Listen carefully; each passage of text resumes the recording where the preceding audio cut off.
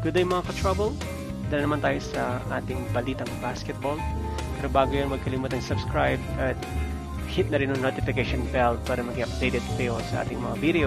Alright mga ka-trouble, ngayong araw pag-uusapan na about sa Gilas Pilipinas sa kanilang kampanya dito po sa FIBA World Cup.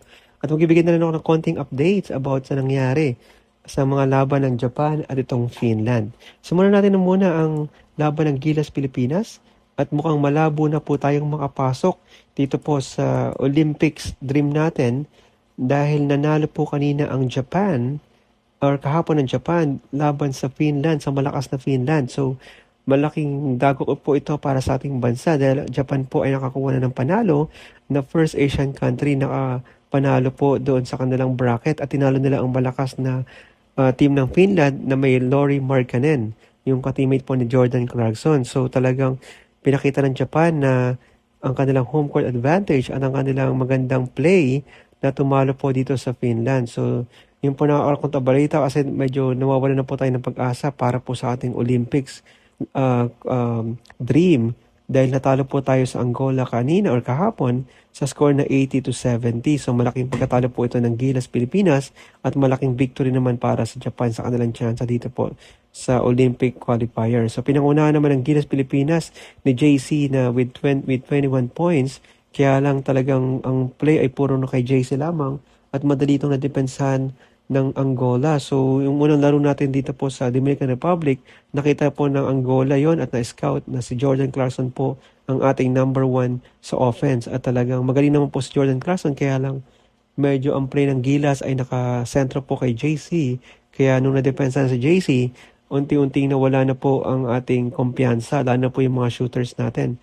At siguro tagang kulang po tayo sa shooters dito po sa Gilas Pilipinas, although may mga bigs tayo na hindi rin naman naging magandang factor kasi tinalo rin po tayo ni Bruno Fernando sa ilalim at at iba pang mga players ng Angola kasi malalaki po sila at malalaki ang katawan at matatangkad na rin.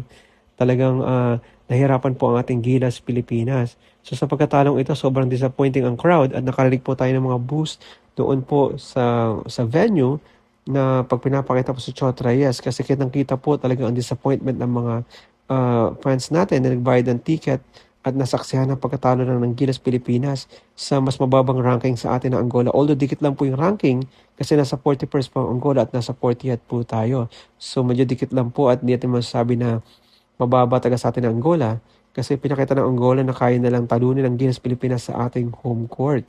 Pero okay mag-alala mga ka-trouble kasi hindi pa naman yan ang huli at meron pa tayong huling laro na magaganap po sa bukas na po, yan sa August 29, kalaban po ang Italy sa ganap ng alas 8.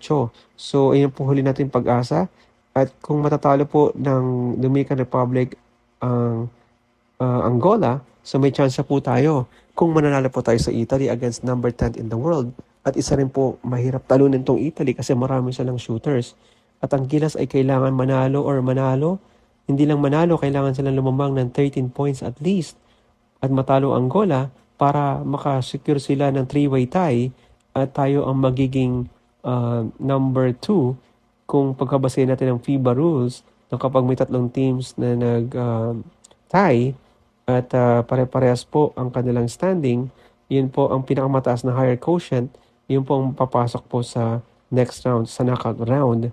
Yun po sa second round na mga kalaban din natin siguro dito ay ang Boomers kung sakali. Pero malayo pa po yan mga ka-trouble kasi kailangan pa natin manalo sa Italy. Number 10 in the world po yan mga ka-trouble. Kung titignan natin ang laro kahapon, wala tayong pag-asang manalo sa Italy kung ganun pa rin ang ilalaro ng Gilas Pilipinas. So sana magkaroon ng adjustment si Coach Chot Reyes kasi huling chance na po niya ito para patunayan na kaya niya pa rin mag-coach ng Gilas Pilipinas kasi marami na pong disappointed sa manangyari lalo na sa social media at pinapatanawagan nila na Coach Chot Reyes resign. So ayun din po ang aking palagay mga ka-trouble kasi talagang kailangan na natin or it's about time to get someone na pwedeng makapagbigay ng bagong strategy or tactics katulad ni Coach Tab Baldwin. Kaya nga medyo nagkaroon po ng konting problema doon. Kaya ngayon wala po si Coach Tab Baldwin. So ayun po yung naging problema. At hindi lang po yan mga ka-trouble, talagang kailangan natin ng bagong style of play kasi ang dribble drive ni Coach Chot Reyes ay matagal nang hindi epektibo sa mga gantong competition, lalo na pinag-aralan na tayo ng ibang bansa. At marami na rin po talagang nangyari at sa development ng basketball. So yun nga po mga katrobol, dahil sa panalunan ng Japan, malaki na ang chance na lang makapasok dun po sa darating na Olympics. Kasi nag-1-1 na po ang Japan at talagang mahirap ito kasi nagtabla na sila ng Australia. Sana kung matatalo pa ang Japan at manalo tayo, depende po yan sa kung makapasok tayo sa second round. Yun po, pwede po tayo magkaroon pa ng tsansa. Yun, sa mga ibang Asian countries naman, hindi pa rin nananalo tulad ng China, Lebanon at saka Jordan. So, magiging kalaban na ganito ng Japan kung manalo man tayo sa Italy. So, patuloy pa rin natin suporta sa Gilas Pilipinas at huwag po tayo mawala ng pag-asa. Siguro may pag-asa pa kung matatalo natin ng himala itong Italy. Hindi naman sinasabi kong himala, pero posible na talagang mahirapan tayo dito dahil sa Angola pa lang nahihirapan na tayo eh. So, sa Italy pa kaya. So, titignan natin mga ka-trouble, hindi pa rin wala ng pag-asa.